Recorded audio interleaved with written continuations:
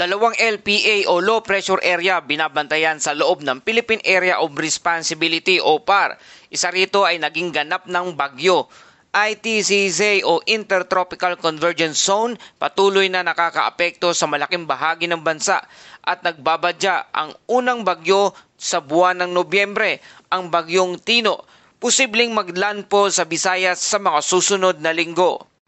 Magandang araw Pilipinas, ito ang Pilipinas Weather ngayon. Kung bago ka lang dito sa ating channel, huwag kalimutang mag-like, mag-share at mag-subscribe at i-click na rin ang notification bell para lagi ka updated sa panahon, sa bagyong papasok, ulan sa inyong lugar at mga weather advisories mula sa DOST Pag-asa at sa iba pang international agencies. Ngayong November 1, habang marami ang bumibisita sa sementeryo para sa undas, may dalawang low pressure area o LPA na binabantayan sa loob ng Philippine Area of Responsibility o PAR.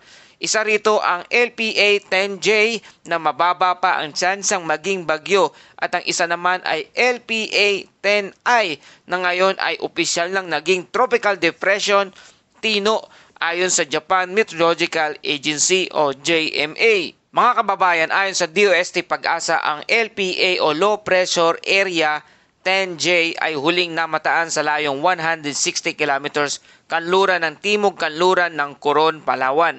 At ito ay kasalukuyang naka-embed sa Intertropical Convergence Zone o ITCZ na nakakaapekto sa Southern Luzon, Visayas at Mindanao, habang ang amihan o Northeast Monsoon naman ay patuloy na umiihip sa Extreme Northern Luzon. At narito ating forecast weather by area. Sa Palawan, maulap ang kalangitan na may kalat-kalat na ulan at pagkidlat-pagkulog dahil sa low pressure area o LPA. Mag-ingat sa posibleng pagbaha at landslide.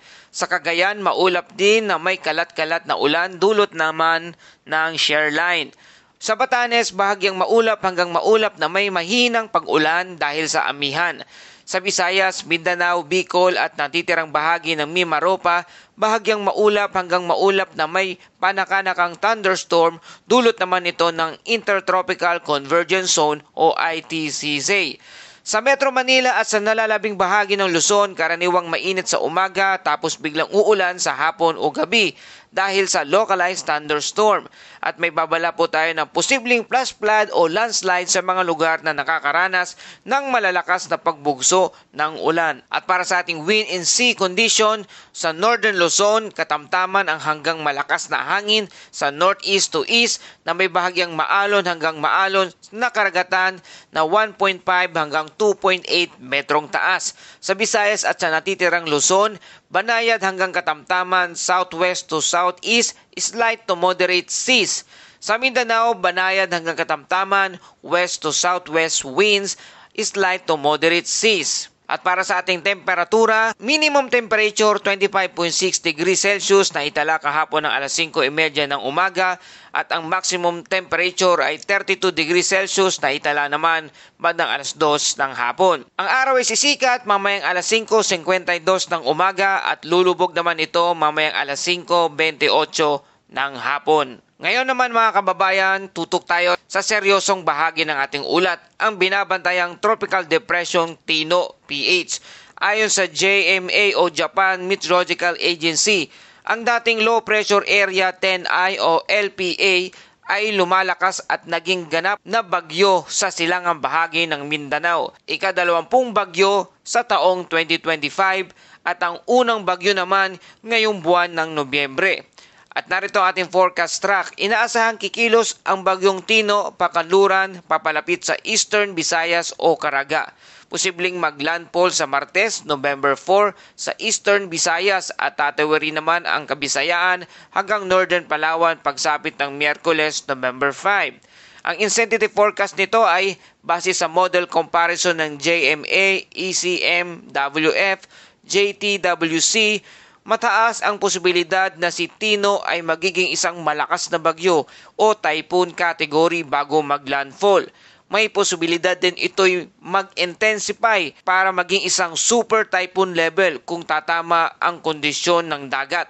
Mataas ang sea surface temperature at mababa ang wind shear. Kung titignan natin mga kababayan, halos pareho ang senaryo nito sa mga bagyong tumatawid tuwing undas Madalas humihila na mas maraming moisture ang ITCZ o Intertropical Convergence Zone, kaya kahit malayo pa ang bagyo, nararamdaman na ang ulan.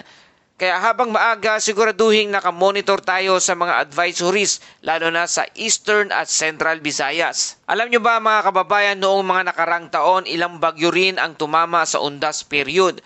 Ang bagyong Rolly noong 2020, isa sa pinakamalalakas na Category 5 super typhoon sa kasaysayang tumama sa Catanduanes noong November 1. Ang bagyong Quinta noong 2020, ilang araw bago ang undas, nagdulot ng malawakang pagbaha sa Luzon at Visayas.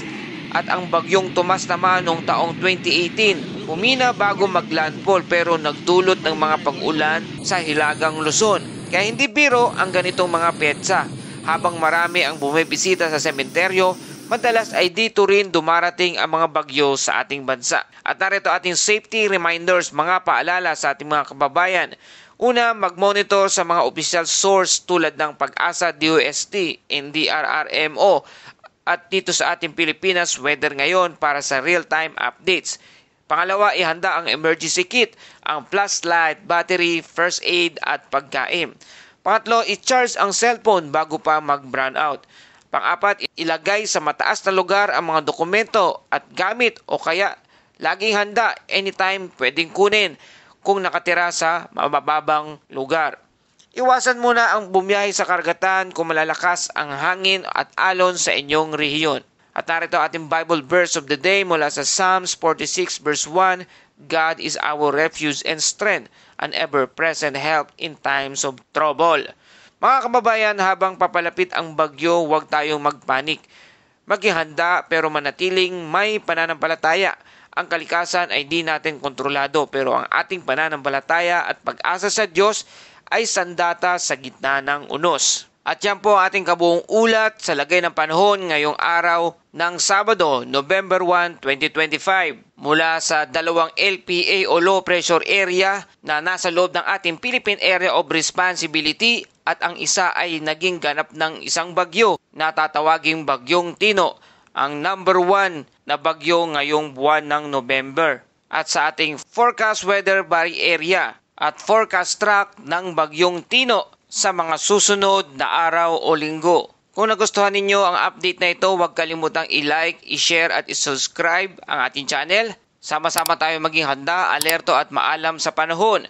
Salamat sa iyong patuloy na pagtutok at pagtangkilik dito sa ating Pilipinas Weather Ngayon. Patuloy po tayo maging alerto at tuparin ang ating mga safety reminders at lalo't higit, huwag magpanik. Patuloy tayong tumiwala sa ating Diyos na makapangyarihan na higit sa lahat.